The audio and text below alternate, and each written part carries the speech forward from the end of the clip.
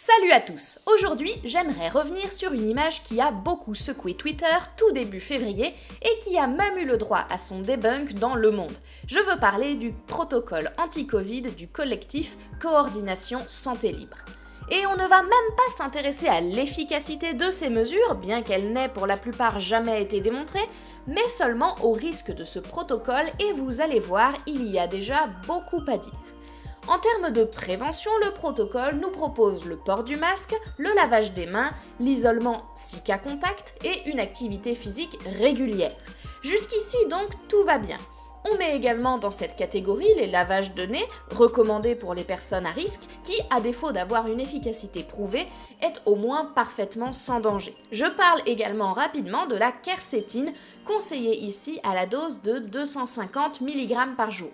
Il n'existe pas de consensus actuel sur la dose maximale de quercétine, mais des études ont démontré l'absence d'effets négatifs avec des doses plus élevées. On semble donc être relativement peu délétère avec ce conseil, du moins sur les durées ne dépassant pas 3 mois.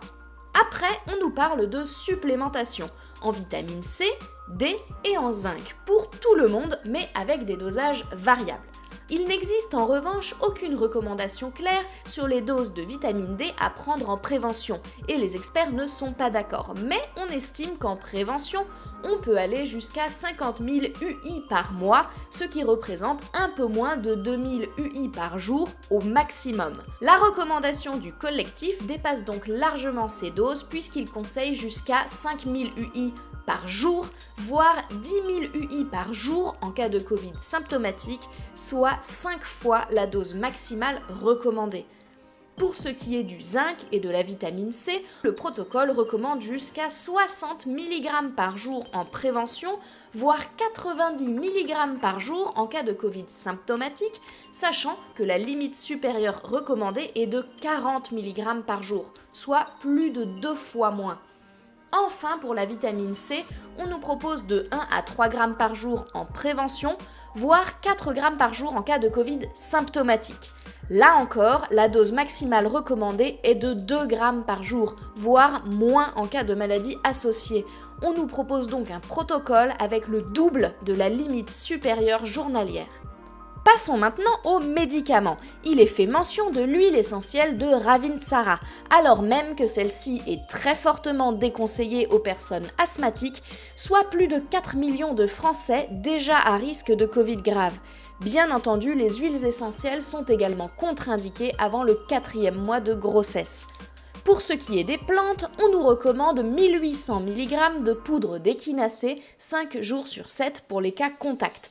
Mais on oublie de nous préciser que l'Agence européenne du médicament déconseille son usage avant 12 ans et qu'elle est formellement contre-indiquée chez les personnes souffrant de maladies auto-immunes, d'infections au VIH, de tuberculose, de leucémie, bref, que des personnes déjà fragiles et à risque de Covid grave, encore une fois.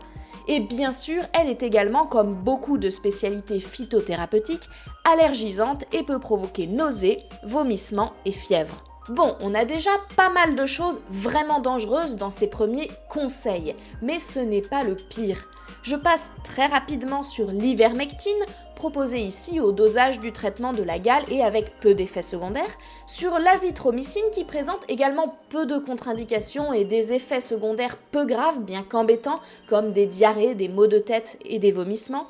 Je m'arrête juste un instant pour noter que le zinc, conseillé à des doses supérieures aux recommandations, diminue l'absorption de la doxycycline, également conseillée dans les formes symptomatiques et graves, sans que cette interaction ne soit précisée nulle part.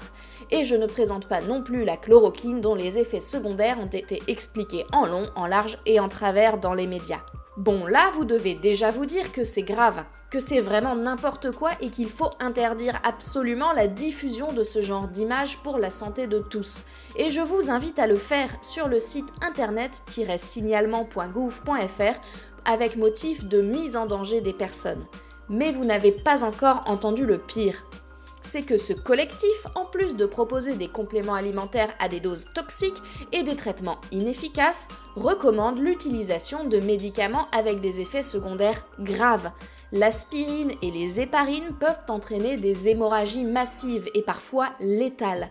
La prednisone et la prednisolone, deux corticoïdes, peuvent également entraîner des hémorragies en plus d'aggraver d'éventuelles surinfections bactériennes pouvant aussi conduire au décès.